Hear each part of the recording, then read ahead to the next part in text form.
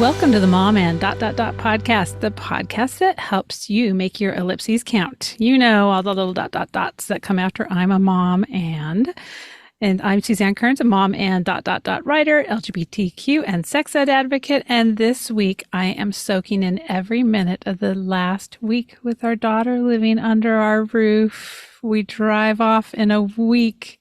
And I just can't even believe it. By the time this episode is on, she'll be like settled in. I know. And I think this may be a really smart thing to do. We're going to be driving with her across the entire country for 3 days, which after that, we may just have had all enough of each other that we're ready to say goodbye. We'll see. Or it's just so amazing that it makes it even harder. So we will see. But she'll be back for ACL. Soon. Yeah, really she'll soon. Be back soon. Yeah. So that's good. Where's she headed? She is heading to Rochester Institute of Technology. So pretty far from Texas. Oh, that's amazing. That's a big milestone moment. Yes, we're excited. Well, it's hard to follow that, but I'm Missy Stevens, mom and writer, foster child advocate. And this week I'm just in post-vacation recovery and am a hot mess. We're getting it all together. Our guest this week is Dr. Lauren Cook. Lauren is a licensed clinical psychologist, company consultant, author, and speaker. With a doctorate in clinical psychology and her master's in marriage and family therapy, Dr. Lauren appears frequently in the media to provide commentary while also working with companies as well as individual adults, couples, families, and teens to help reduce anxiety and improve personal and professional outcomes. Dr. Lauren owns a private practice, Heartship Psychological Services, serving all clients residing in California. You can connect with Dr. Lauren through TikTok, Instagram, where we met her Brain Health Book Club, and through her podcast, The Boardroom Brain. And of course, stay tuned for her latest book, Generation Anxiety. It's back there behind Suzanne, set to hit the shelves in September 2023, which I think this will be airing in September 2023. Yes. So welcome. We got a sneak peek. Yay. I feel like this is going to be a fun conversation. I like the two of you. This is fun. Well, thank you. We like you too. Thank you. We're so looking forward to it. And we're going to jump right in. We got a picture of what you're doing in your bio, but we'd love if we could get like a Dr. Lauren 101 to give a snapshot of your career and life, and especially if you had any pivots, like maybe motherhood. Yeah, in like 10 weeks ago. Oh my gosh. Oh my goodness. I know. I have a little 2-month-old in the other room, and I'm like low-key sweating, hoping we recording without big tears. But yeah, so I'm a very new mom and author, psychologist, speaker, and navigating all of those changes happening right now. But honestly, it's been really good. And I was just posting about that the other day of like, I feel like everybody tells you all the like really hard parts about being a parent. And it wasn't until I got pregnant that people started saying like how amazing it was. And you know, now that I'm in it, I'm like, yeah, this is pretty cool. Like, this is pretty amazing. I'm glad I did this. And no regrets. I have a friend who's due soon, so I'm going to play that clip for her over and over.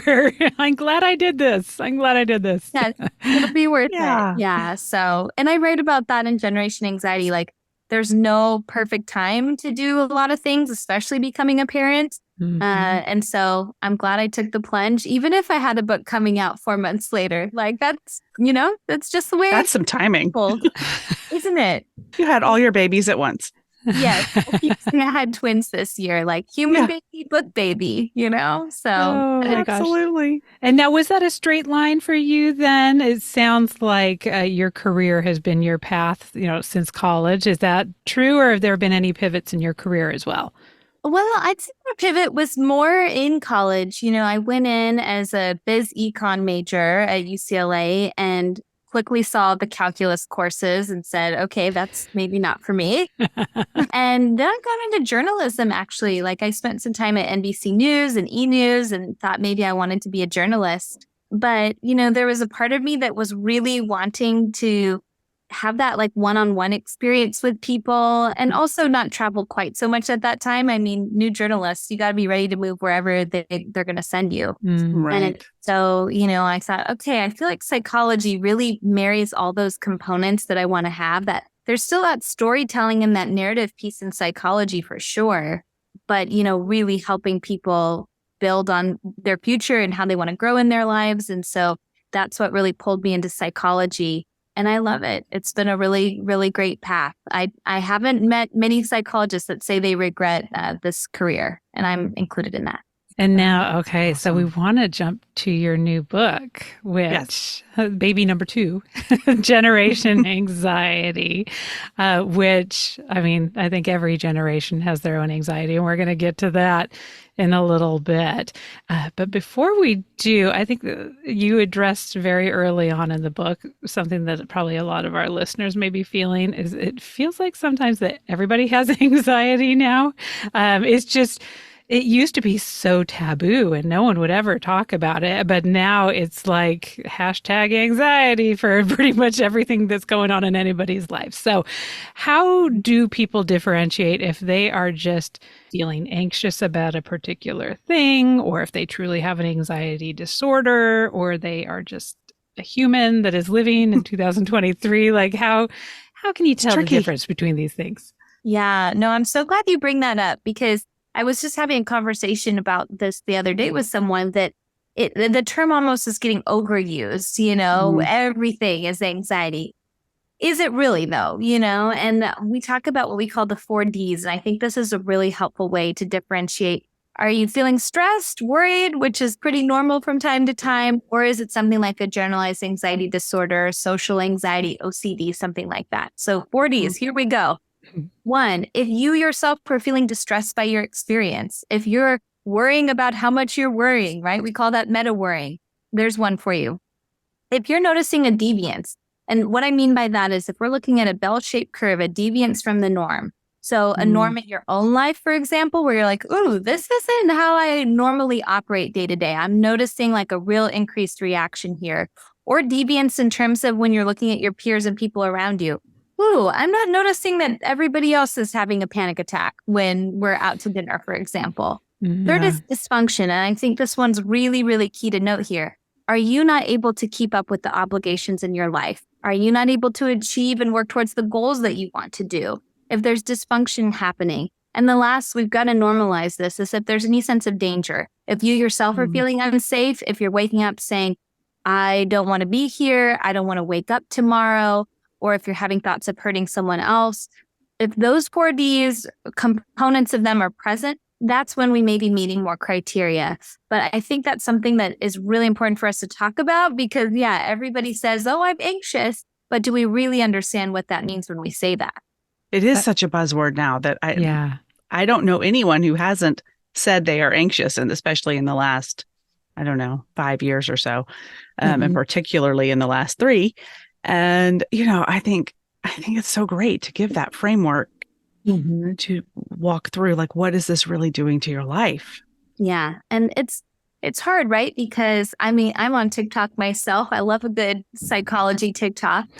It's hard because we see these 30-second sound bites, right? Of like, here's the symptoms of anxiety. And it's like confirmation bias. Well, I have that. I don't always sleep through the night, so I must have anxiety, And on the one hand, it's so great we're normalizing it, but we also don't want to minimize it either, because for folks living with anxiety, it can be really debilitating. And that's something I write in the book that, it's not just some casual thing. It can really cause a lot of distress for someone who's experiencing it. And so it's great we're normalizing it, but we also don't want to minimize it at the same time. No, and you talk a lot about the key to starting to get a grip on all of this is really understanding it and understanding the biology behind it, which I found really, really fascinating. And I'm wondering if you can take a few minutes to talk to our listeners about that, because it was eye-opening to look at it from a truly, like, this is a biological thing, not all just our world around us. No, 100%. And there's 2 kind of key components of this. So one is that amygdala part of the brain, right? It's almond shaped, very small. It's housed so deep in our brain at the real kind of instinctual level. Folks who experience anxiety tend to have an overactive amygdala. So there are a lot of different things in the environment that may cause some stress for some, but if you're experiencing anxiety, it's going to be level 10 for you. It's going to be much more intense. on the flip side, you have people who have underactive amygdalas, right? They might be the person like Alex Honnold who free climbs, Yosemite, right? I love that example. That spoke to me in a deep way. I have a couple people in my life who I think maybe don't have an amygdala. Like Yes. they just aren't worried about anything. It's all fine. I'm like, how? Total chillers, right? I know. Yeah. And that really can be on a neurological level. The other side of this, and this is something I get so excited about, because we often talk about anxiety from such a heady space. Anxiety is so physical, like it is so housed in our entire body. And we're really starting to have cool conversations about this gut-brain axis connection. 95% of our serotonin is housed in our gut. So it's not surprising when you hear 60% of folks with IBS also have an anxiety disorder. It's very closely connected. So it's interesting as we're starting to talk about even the foods we eat, the things we drink, how that affects our body chemistry and in turn our experience of anxiety. I know for myself, like healing my gut, that actually healed my panic attacks more than cognitive work ever did. And obviously I love some good cognitive work. I'm a therapist, but we got to look at the whole body when we're looking at healing anxiety. Ooh, okay. Let's tangent there because I find that fascinating. And I think just like anxiety has been kind of a buzzword, I think gut has also become a buzzword and also a whole industry for people selling all kinds of products that are supposedly going to fix your gut and make it perfect and whatever. So what are some actual everyday little changes that we can work into our life or at least be more conscious about when we are making decisions about what to put in our body and that could impact our gut and therefore our anxiety? Yeah. Well, I always say start with getting your blood work done.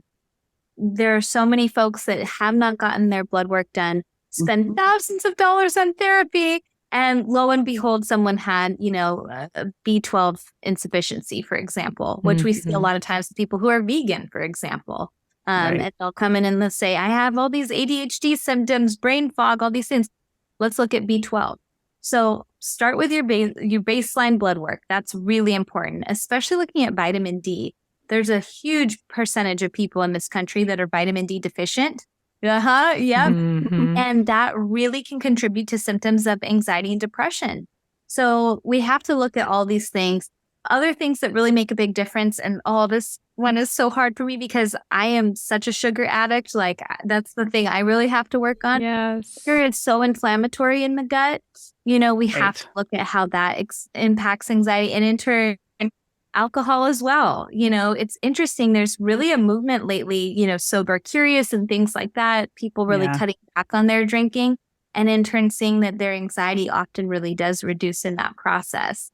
So those are some things. Cut back on the sugar, cut back on the alcohol, stay hydrated, right? Hydration is huge for the brain. We could go on and on about these things and I have a whole list in the book, but that'd be a good starting place, I'd say. We've talked about this some before in the podcast, but we've both cut way back on alcohol. And during the pandemic, we ramped it up. We didn't even realize we were doing it. That like, school's closed for 2 weeks. It's kind of vacation. Let's have a cocktail turned into the world is ending. Let's have a cocktail turned into this is never going away. Like it got out of control. And of course, it was also a highly stressful time in the world. And so anxiety was way up. And I think we've both noticed a huge difference in taking that down. We're still dealing. I mean, COVID's still a thing. There are all kinds of other issues in the world, but like I'm sleeping through the night and it's a huge, huge difference. And it's just a cruel part of nature that the things that we think we're doing to comfort and calm ourselves, like having a glass of wine, a cookie and a glass of wine, treating ourselves to some ice cream. I mean, it's just like so mean. Like, why would nature make us want those things when it's so bad for us? It's not nice. I agree. Yeah, those things, so like ice cream, they do they trick our brain, right? Because evolutionarily we didn't have ice cream, but it knows exactly how to get into our brain in that way. Yeah, my body is convinced that peanut butter puffins were a building block of my ancestral line. I don't know. Me and It's- Cocoa Krispies right there with Oh, Oh. so good. So good. Okay. But no, I do want to echo again that point about getting your blood work done. I had an issue when I was in college. I was down for the count for about 2 years, which we couldn't figure out what it was. I think it was when my Hashimoto's kicked in. And so I had an undiagnosed thyroid issue, which once I got that under control, everything seemed to be a lot better. I was like, well, that was a wasted 2 years in bed. So that was unfortunate. And no one ever thought to check my blood. I mean, that's crazy. I know. I mean, how I was going to these doctors forever. So demand the blood work. Same thing. This was not related to anxiety, but when my appendix exploded, I went for almost 5 days, 4 or 5 days. I do not know how I lived. And at the point when I was going into the doctor, they were like, oh, no, you're fine. Just go on a brat diet. It's just stomach upset. And no one ordered a blood test, despite the fact that I had been having all these symptoms for weeks. So just always demand the blood work. And I do know that that is a privileged standpoint to take because not everybody has the insurance coverage to be able to do that. And I also noticed, even for those of us who are privileged to have the insurance to cover it, that vitamin D test was a huge extra charge. I don't know if labs are trying to tamper down demand because people are getting it checked so frequently, but I had to have the doctor before they even drew my blood last time. We're like, by the way, the vitamin D portion of this, do you still want to do it? Because it's going to be XYZ extra cost on it. So just be aware of that. Make sure that you are aware of what your insurance covers and doesn't cover. I mean, I felt it was valuable enough to know because it has had such an impact on my life, but just be aware of that. So we talked about the nutritional advice. Okay, sugar and alcohol. I can do that. We can do that, people. You can do it. It's not asking too much. No. Yeah. No. One quick thing on that too, because I'm right there with you in terms of accessibility.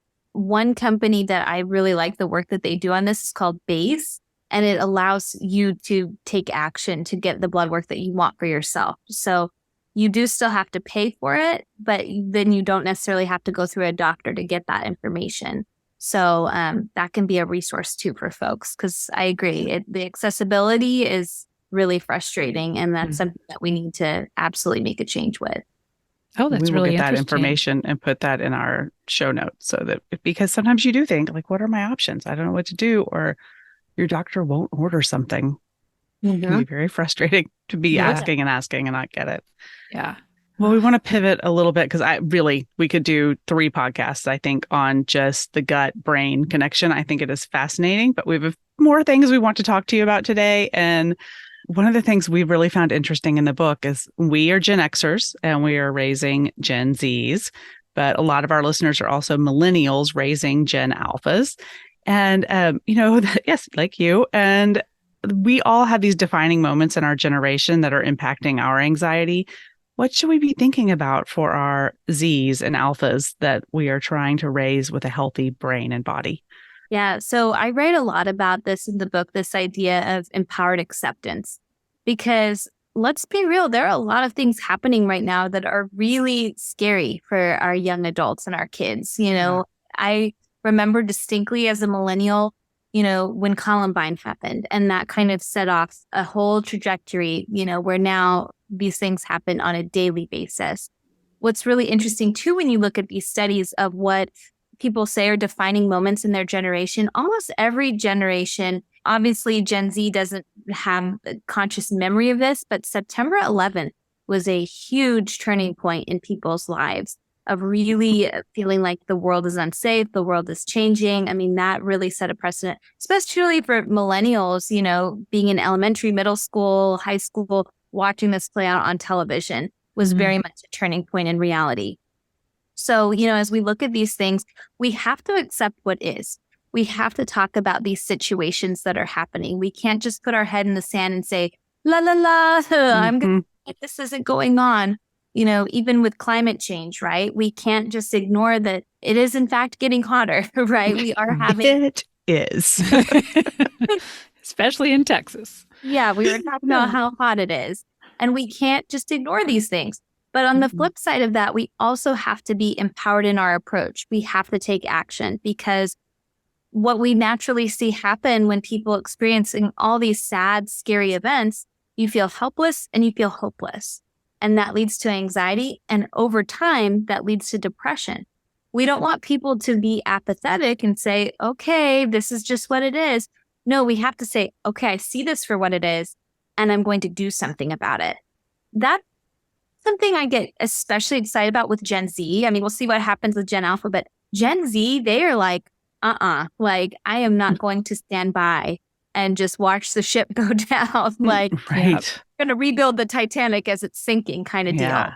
So I have a lot of hope, with Gen Z especially, and millennials, we got to get in on it too. And Gen X, let's support our kids in all of this, to make sure we're all speaking up about these things, these injustices that we see happening, so that it doesn't feel just so stuck to one generation to solve all these problems. I know. Right. I do always say I'm hopeful. Yeah. I know. But they're like, it's not just me. Fix us, kids. They're like, you're the ones that messed it up. Oh, yeah. I like that idea about taking action, though, and how that can help give a little bit more feeling of control or some autonomy over things. Yeah, we have to jump in, and we have to do it individually in our own lives. Like, we can't avoid, I talk all the time about not letting anxiety call the shots on your life. You are going to feel anxious sometimes, and that's okay. But we also have to do this collectively as a society too, because people feel so isolated and lonely right now. And we really need community to say, like, hey, I'm not going to stand by and let these things happen. Let's be a part of changing things for the better together. Love That's it. a great point. Come on, youngsters. Help us. No pressure. Save us all. But okay, so there's all these external factors that are happening in the environment that we can take actions toward to help improve them. They still can contribute to anxiety, but I don't know, Missy and I talk about this a lot. I think the biggest number is what we do on ourselves through our own negative thoughts that don't have anything to do with what's going on in the outside world usually. So how can we address these negative thoughts that we may be having by also avoiding what I just love that you referred to as the BS of positive thinking? So maybe talk about what you mean about the BS of positive thinking, and then also talk about how we can use what replaces that positive thinking to help address those negative thoughts. Yeah. I hate to say it, but we can't just positive think our way out of situations, try as we might. So the brain is hard, right? I say in the book, it's a wild and free agent. And it is. Like, our brain gives us all kinds of wild, weird thoughts all the time. And a lot of people get really anxious about, what does it mean that I'm thinking this? What does this say about me? Your brain is just going to do weird, funky things. And that's the brain. That's what it does. And most of the time, in fact, they're negative in nature, they're ruminative. And so the more we know that about the brain, the more we can stop thinking, I'm the weird oddball. We're all weird and odd. That's why I say, like, I wish people could come to a therapy session and hear what people say behind closed doors, because we'd all realize, oh my gosh, we all are thinking about that time in second grade when we, farted in class, or that time last week when we said that thing and we're still thinking, what did that person think about my comment? All these things, right? Yeah. So we have to really be mindful of that. And this is where I'm a big behaviorist, actually.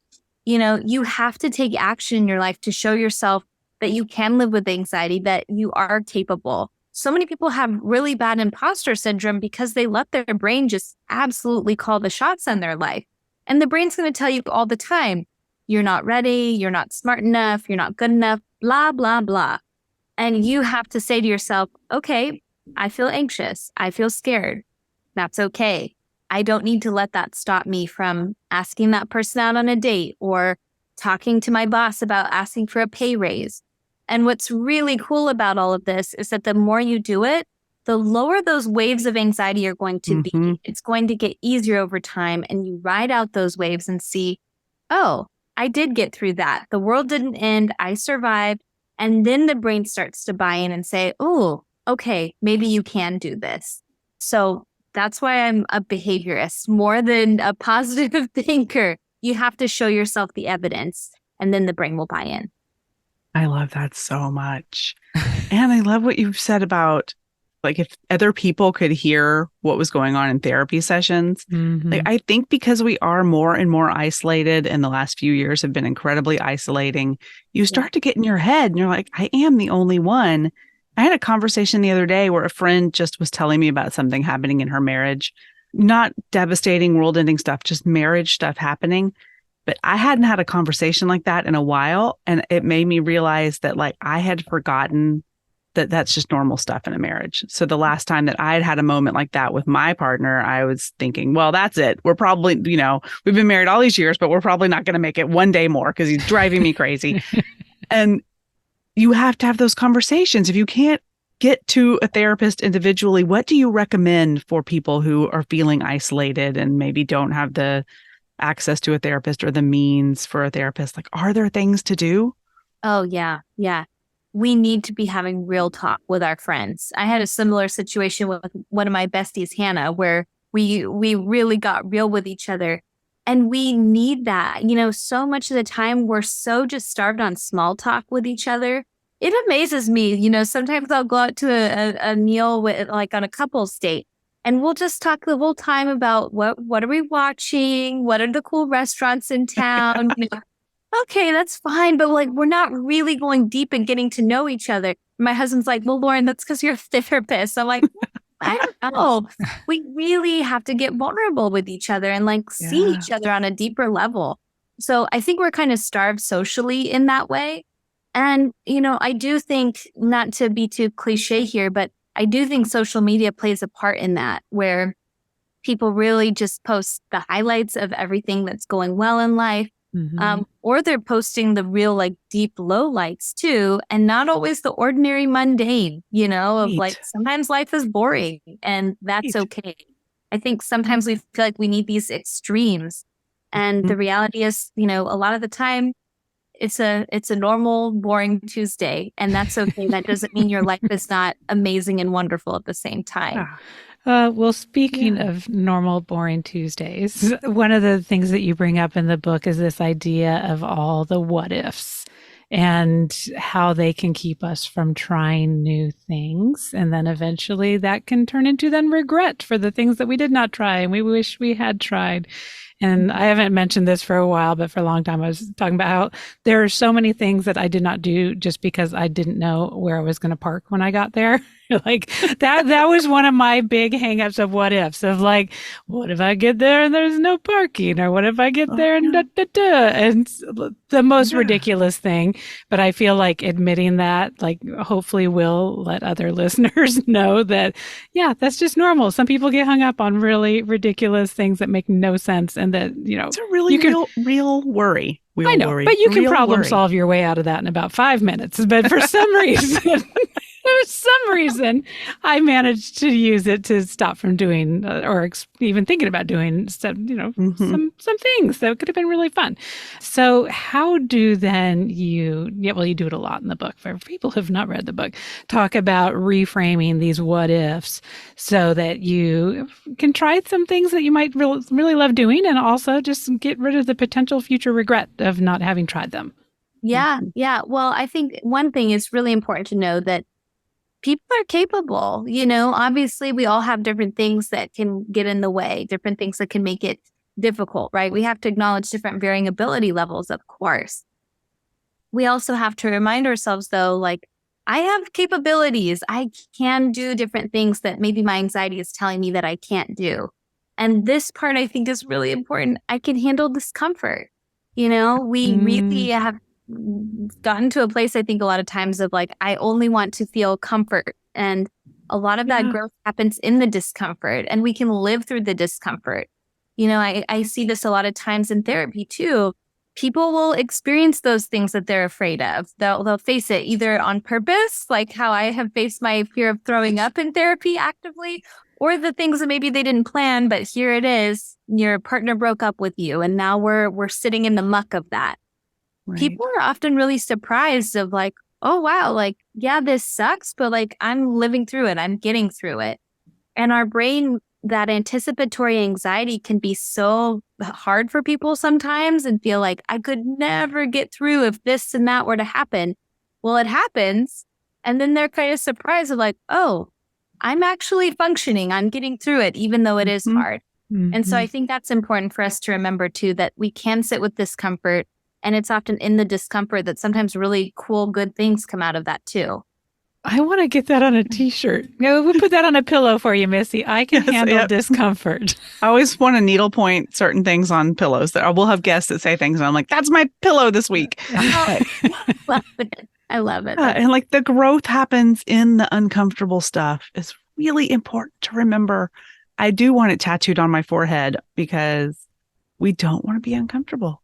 I think about it with my kids. They don't struggle with anxiety on any level that you would think of, oh my gosh, that's a really anxious kid. But yeah, they just don't want to do certain things because it feels scary. Uncomfy. Yeah. I think mine feel the same way. And it's because it's been modeled for them by their mother for the past however many years. Those poor kids. Oh, Maybe. I mean, Mark and I are very guilty of being like, well, we don't know what that's going to be like when we get there. So maybe we don't want to spend our day doing that because it might be hard when we get there. Yeah, it might suck, but it might be the best thing ever. Yeah. Yeah. Or it might be boring too, but like still an interesting story, like speaking of those extremes too, like it's okay if it just is what it is, but I think on the whole, it's pretty cool to try if we can. And yeah, I felt that just this past weekend, we took a trip to Lake Arrowhead. It's like an hour and a half and we had, our son in the back seat and he's crying and my husband's like, we shouldn't have done this. We shouldn't have done this. So he's like, should go back home. I'm like, but like we're teaching our son hopefully a message of like a little discomfort if he cries sometimes. That's okay. Like someone gave me I saw like a pamphlet the other day that said, your child should not cry longer than 1 minute. And I'm like, oh man, okay. Sometimes it takes longer than 1 minute to get from point A to point B when you're crying. Am I not supposed to drive a vehicle for the next year? So we have, even at a young age, it's okay. Like if we feel discomfort, it's okay if our kids feel discomfort. That doesn't mean we're bad parents, because our kids get a skin knee, that's a great book, by the way. So we have to embrace the discomfort for sure. Okay. Speaking of discomfort, one of the things that causes us a lot of discomfort is saying no to people. It's setting boundaries. And I don't want to break any rules by reading too many things out of the book. Let's see. Go for it. Oh, do I have my readers here, Missy? Let's see. Because you talk a lot about how to tell if you are a people pleaser. You turn, a bookmark wouldn't have been too bad of an idea here. Okay, so here, you can look at the cover of the book while I read this for all of you on YouTube. Okay, so I feel like I need to say yes to every opportunity that comes my way. We do that. And what's our little quote that say no so someone else can say yes, or something like that? I always love that one. Often saying yes quickly and then regretting it immediately after. Yes.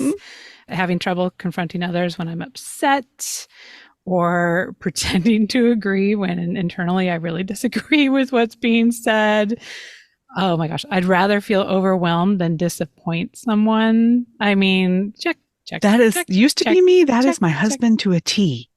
Really? He would, oh my gosh, he does not want to disappoint. Well, he'll disappoint me, but he doesn't want to disappoint. Anyone, if he tells somebody he's going to do something, he would rather drown than disappoint them. Oh, yes, I get that. And then another one that I don't know, I think I've been trying to model this for my kids recently, and it's really hard. But I'm friends with people who I don't really enjoy being around because it's easier to go along with than end a friendship. That can be a big version of people pleasing, and it is something that I had been modeling badly for my kids. And it's hard to tell them because you feel like you're being judgy And sometimes it's just a case of like the chemistry isn't there, or, it's just we don't have the same values. And that doesn't mean that their values are bad, but it just doesn't align with mine. And that causes, this emotional conflict that, it's just, I can have other friends that don't cause that and spend time with them instead. Well, for those of us who are going, check, check, check, check, check, is there hope for us? And what are some good ways to start boundary setting, especially as school is starting back up and we're going to be getting asked to be on this committee or to sign up for this room, mom, or to do. So like, stop us. My husband used to take all the pens out of my purse before I went to the class meetings. What's another way that you can stop? That is amazing. It's pretty great. I feel it too. I mean, this for me is one of the hardest pieces, this people pleasing. I think especially, for those who identify as women, it is like ingrained at a young age of like, be accommodating. It even gets associated as like, are you a good person or are you a bad person? These like very extremes that really like on an unconscious level, I think, sink in for people. So one, coming back to that discomfort piece, get comfortable saying no, sit with that discomfort. Like it's okay to say no and respect yourself. You have to ask yourself too, how will I feel about this in 24 hours if I say yes or no to this? Yes. Will I feel relief saying no, or will I feel excited to say yes? Pay attention to what that data is for you and give yourself just that pause. I think especially with people pleasing, we get what's called those, permeable boundaries where we take on anything and everything, and then we really feel burned out and resentful in that process. So as we're doing that, again, sit with the discomfort, give yourself that 24-hour window. Don't immediately say yes. Let me think about it. Let me get back to you on that. And to your point, too, of what you were bringing up about, friendships that maybe aren't a good fit. Friendship breakups, honestly, I see giving people more anxiety sometimes than like a dating breakup sometimes. Yes. It is really hard to break up and end relationships with a friend. So one thing I think is really important here is clearly communicate if something is not working for you. People actually much more appreciate an honest answer, even if it's hurtful, than if you just ghost on them. Because a lot of times with people pleasing, I'm uncomfortable, so I'm just going to run away from this. And then the other person is left ruminating, well, did I do something wrong? What happened? It's better to clearly communicate, than to, ghost on someone. And then that leads to their own anxiety as well. Oops. Okay. I did that wrong. I think I have created a wake of anxiety behind me at times in my life.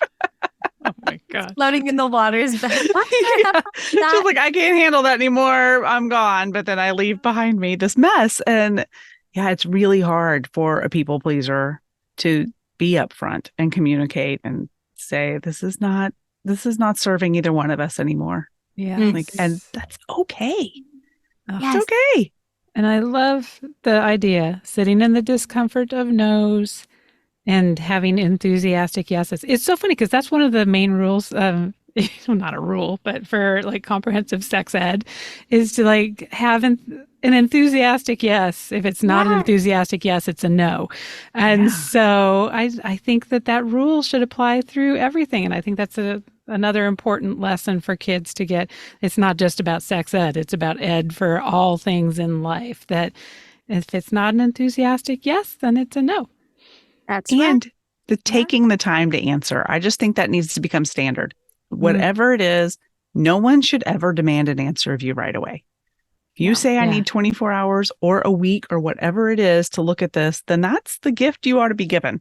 Yep. 100%. Okay. I hate that we have to move We're going to on. have a really big pillow. I have so many things I need to put on this pillow, Missy. I really hope that everyone will get the book. And to that end, where is the best place to find the book? We'll put all of your socials in the show notes, but is there a central location for finding the book? Where can they order it? Yeah, so you can buy the book wherever you like to buy books, whether it's an indie bookstore, Amazon, Target, whatever you like.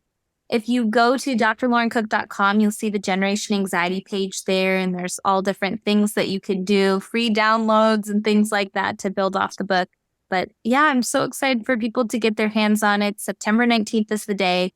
And if you prefer audio, I did the audio recording of the book myself. I fought hard for that because there's a lot of my own story of anxiety in there. So I think I was like 38 weeks pregnant when we recorded, and I was like, oh, please don't go into labor. Oh my gosh. The second half of the book is like just some dude. Dr. Lauren is in the hospital. Right? Oh my gosh. Good for you, though. Oh my gosh. Talk about being a mom and ... You're right? Doing it all. Right? And also, I just find I keep getting examples of this in my life lately. So I feel like it's one of those things the universe is bringing me. But for so long, I feel like women have been relegated to, well, oh, you're pregnant, then, oh, you can't. Or you're a mom and you can't. And I mean, that's why we started this podcast. You are a mom and ... You can be 38 weeks pregnant and record your book, and you can have your baby and then launch your book. You can do all of that. Yes. Missy, thank you. That's really nice to hear. Yeah, we can do it. And it's going to be like messy and not perfect, but damn it, we're going to do it. Yep. We can do it. And we can sit in to the stop listening to that external stuff going, oh no, maybe not. Maybe not. Maybe you have kids. Don't do that. Yeah. And the internal stuff that we've created because of the external stuff being pounded into generations of brains. So yes. Right. And again, our brain going at us with the, you can't. That's scary. Don't do that. Nope. You can you can do it. You can have a career and be a mom. Like, I am huge advocate of that because a long time in my life, I didn't believe that was true. And that is absolutely not the case. So absolutely not. You go do it, moms. You can do it. Oh, whoops. I was going to point to the book, but I put it down when I was quoting it. All right. Generation anxiety, y'all. So yeah, by the time this airs, they'll be pretty darn close to being able to get it, if not already. But pre-orders are fun. Remember, pre-orders are great. Pre-orders are the gift you surprise yourself with later because you forget you ordered it and then you get it in the mail. It's like you get a little present. So do it now. Right. Oh, and it's so good for the author. Pre-orders are fantastic. But it is now time to close up with Look, Listen, Learns. And for anyone who is new here, we're so glad you're here, and we hope you come back and listen again. And the Look, Listen, Learns are a segment we do at the end of every week, something fun. We talk about what we're watching, reading, learning. Might be serious, might be ridiculous. You never know what you're going to get. And we don't like to put our guest in the hot seat. So Suzanne, you get to go first. What are you LLLing this week? Let's see. I have a ton of new framed artwork. I will give you the photos to put in the show notes, Missy. Please. I saw you were going to talk about this, and I need this information because I have a stack of stuff. Oh my gosh. I have spent, so my husband bought out, was it Antone's? I think it was Antone's. And they had all these cool concert posters, like signage. We literally have a brunch sign of our booth in our kitchen, like exit signs, all kinds of stuff. So a bunch of this was posters that he had gotten, and they just weren't looking right in my $5 IKEA frames.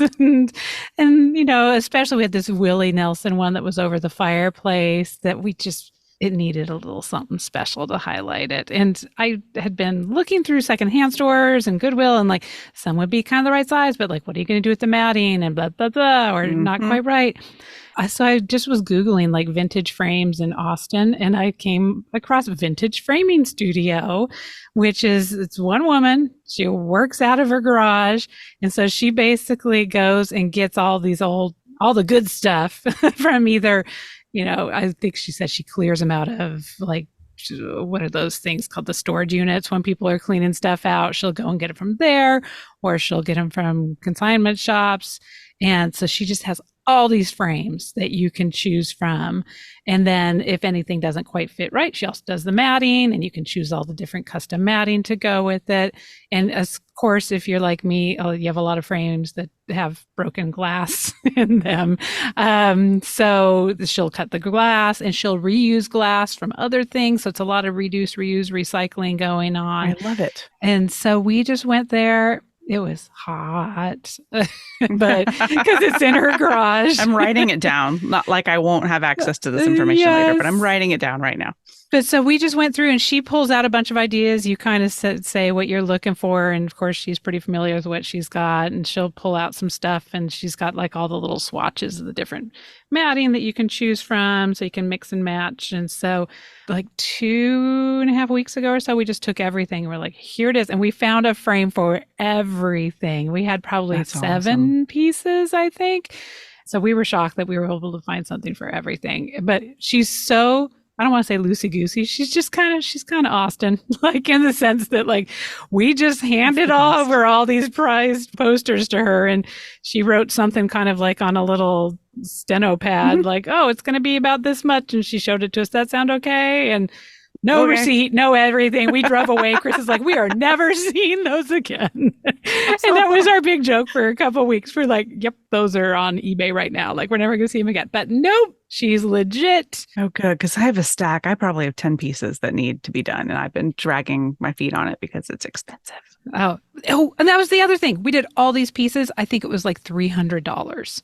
Oh, I know. I paid more than that for a piece before. I know. Yeah. And so that's the matting, that's the glass, that's the frame, that's the everything. Sold. And all her consultation and help. I mean, she's probably spent at least an hour with us going through and trying to decide and make these decisions. So love, love, love her vintage framing studio. She also had a bunch of random like vintage clothes kind of in the yard too. So maybe you get some clothes while you're there too. I don't know. All right. That's always good. I celebrate all of it. Let's see. And I'm listening to The Covenant of Water. I'm a little confused. I think I may have fell asleep on the plane because we're in a different country now and I'm not quite sure how we got You there. don't know how you got there? So I went and kind of read something online that I think clarified it. I do need to let you know it is 31 hours. And that was like, I did not know that when I downloaded it. I was just like, oh, people say this is good. Boop. And then I was like, oh my God, it's 31 hours. And then I was freaking out. I yelled that at my husband while I had my headphones on. And then I was like, oh my God. And it's narrated by the author, which I love for nonfiction. But for fiction, sometimes I'm like, no, just go ahead and let the pros do it. Let a pro do it. Yeah. Nonfiction, I love it when I actually greatly prefer that it's read by the author. But this is the first time I've read fiction read by the author. But it's been okay. It's fine. But but just you're in for 31 hours of it if you're doing the audiobook. And then my learn is that no duh, Seattle summers are much better than Austin summers. We just got back from our week in Seattle and Washington coast, and oh my God, we really need to get a summer house once the kids, or even before, I don't know. The problem is the dogs. It's not even the kids. We could totally go. You got to drive the dogs there. Yeah. What are we going to do with these dogs for the summer? So that's the problem. Other than that, we need to get out of here for the summer. All our neighbors do. We're just completely surrounded by empty homes for 3 months because they all go away to hang out with their kids or whatever. We won't share your address because empty homes. No. Actually, they do have house sitters, but they're not the people that we can hang out with on the patio. So yeah, I'm jealous of all you Seattleites. I know come November we'll be happy we live here, but oh my gosh, not right now. I don't know. Yes. What do you look, listen, learning, Lauren? Oh my goodness. Well, we are very into the show The Bear right now. Yes. Yes. Have you both watched it? Yes. Mm-hmm. Okay. Yeah. No. What episode are you on? We just started season 2. So Okay. yeah. You're in for a treat. It's just so good. I can't wait. Yeah. We have watched a lot of TV this summer being home with the newborn. So Yeah, you have. spending a lot of time there. And, I'm always looking for a great read, obviously with Brain Health Book Club. I just read this book called The Power of Fun by Katherine Price. Really enjoyed it. Of this idea of like, we're not having that much fun lately. Like, how do we get back into having fun? It was a bit of a wake up call for me of like, oh, I don't have that much fun. I need to work on this. So. Oh, I just wrote that down. That sounds awesome. It was good. The Power of Fun. So I'm coming back to that. And, coming back from our trip at Lake Arrowhead this weekend, I'm learning like the value of family traditions, especially every summer growing up, we would spend a week in a beach house rental. And I want my son to have family traditions that he looks forward to too. Yeah. it's such a blessing that both our parents are still alive. And so I want him to like soak up that time with grandparents, and I'm committing to that. That's important to me. Love that. I think that's so great because it really is special time, and not everybody has the privilege of having that. So yeah, soak it up while you have it. Exactly. Yes. Absolutely. What about you, Missy? Let's see. So I'm reading. I meant to bring it in here, but again, since I ran and plunked down in my chair, I did not grab the book on my way. But I am reading There's No Coming Back from This by Anne Garvin. And Anne was a guest. I don't know. 3 It's been a episodes while ago? now. Yeah. It's a while now that we've had our little break in between, but it's really fun. Very fun. It's about a woman who takes a job in California in Hollywood making costumes for a movie. And she has no costuming experience. And she's actually making costumes for animals. It's not even people. And there's a little mysterious element to it. And there's a little bit of romance, and there's high stakes because she has to make this work, and it is a lot of fun. I just got back from the beach, and I read it on the beach as much as I could. I was with a bunch of girls and women. There's not a lot of time to read when there's a lot of talking, but I highly recommend that book. And then yesterday, speaking of anxiety, I watched After the Bite on HBO Max, or I guess it's just Max now. And it's all about the increase of sharks off of Cape Cod. And then they're talking about, is this environmental? Is this because of humans? Is it because we've overfished? Is it because we're overprotecting the seals? And there's conflicting groups. Everyone has their own opinion. There are people that it's not until the end, I'm not really giving a spoiler, but there are people who are like, there is a lot going on here. The water is hot. We cannot ignore the fact the water is hot, and it is changing things. So it was very emotional. I thought I was in for like a Shark Week-esque documentary. I should have known it would be slightly better than your typical Shark Week thing, but it was much deeper, much more thoughtful, and at times really hard to watch. So I don't know if I'm recommending it or not, but it's really, really made me think, and I can't stop thinking about it. So, and if you love Cape Cod like I do, it's also like it's important to understand what's going on there. Yeah. I mean, I read some articles last week about like the hot tub temperatures in Florida waters. And yeah, it's like 101 off the coast of southern Florida. In a hot tub, ideal temp is 102. Oh my God. Yeah. Just crazy scary. So, no wonder watch it or not. Off. I'm not sure if I'm recommending it. It was fascinating, though. And my learn is I'm teaching myself some Photoshop. I've used it off and on through the years, but I needed to do something to a graphic image. And I was like, I can either find someone and pay them, or I can watch tutorials and figure this out. And I did it. There was some cussing and a lot of sweating, but I did it. And I enjoyed it. I realized as I was doing it, it was stressful because I wanted to get it done and do it right, but it was also kind of fun. So I'm doing a little bit here and there. Like I'm in no rush, but doing some tutorials. So if anybody also wants to learn Photoshop, I can point you to some people I've found on YouTube that are very good at do this. Now do this. Oh, I need very like it is step by step. And they're not like, go find the whatever tool. They're like, find the tool. It's over here and it looks like this. And this is I'm like, okay, thank you. Those are my people. Show me my people. The button to press. Yes. And I'm like, I've gotten good at rewinding YouTube. I'm like, tell me again. Tell me that one more time what I'm going to do. Play it at 0.5 speed. I love it. I'm like, then I'm like playing it, to the side while I'm trying to do it on my end. Anyway, now wait, it is fun. Is there a free version of Photoshop, or do you already have Photoshop? There's a new free. They have a thing that's kind of like Canva now. Oh. But I went ahead and did the entry level bought Photoshop that came with several things because I think I am going to start playing some more with that because I enjoy it. And so it's a skill I can add to my resume. Who knows where it will go? But I didn't really realize how much I enjoyed it. And I thought, well, if I had fun, even in the midst of sweating and crying, maybe there's something to that.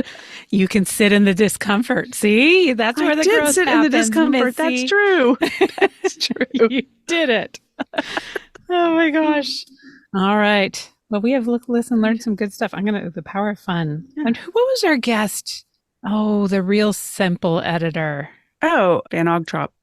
Kristen Van Ogtrop. Kristen Van Ogtrop. who is not actually the Real Simple editor anymore. That was the previous, but Right, we she had was her years on. ago. Yeah, we had her on for her book. Gosh, do I have it here? Yeah. Okay. So Kristen Van Ogtrop, the author of Did I Say That Out Loud? She was a previous guest. Great I book. remember she mentioned that they were doing like a values assessment as a group. I think it was a bunch of, it was either in some type of coaching thing or part of It was her a company, professional environment. like a company retreat type of thing. Yeah. And everybody had like achievement and, all these big words. And she was just like, fun? Like, is that okay to say? Like, Yes, she was it the only is. person who had included fun on her list. And so I do think that we forget about it sometimes. So the You power of do. fun. And you're right. We haven't had a lot in the last few years. Yeah. So it's, That childlike playfulness. So yes.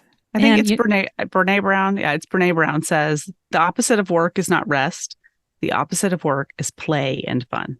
That is how we restore ourselves. And yeah, I mean, obviously we need to rest as well. I'm a huge proponent of rest, but we need to incorporate just fun. Just have some freaking fun. Yeah. And part of that, though, the fun, like we were talking about, is getting rid of the idea of like, well, what if this? What if this? And part of that is addressing our anxiety and helping whatever generation you're in. You are Generation Anxiety. I know this book is about millennials and Gen Zs, but I think we can all relate to the lessons in it. So highly recommend being able to get more fun in your life by replacing some of the anxiety and the anxiety causing behaviors that you have.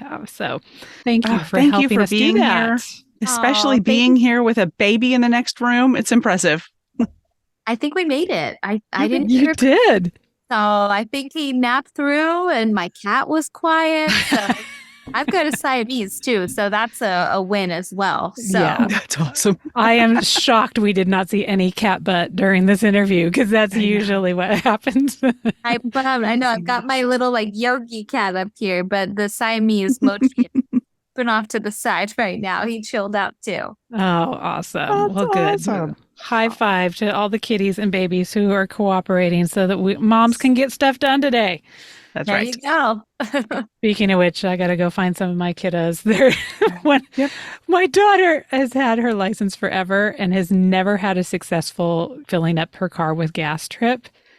I mean, to the point where one time it just started like flooding out of the side of the car. It didn't turn off automatically, or just things are broken. And we keep on saying, okay, I'm going to go with you one more time until you have like this good experience.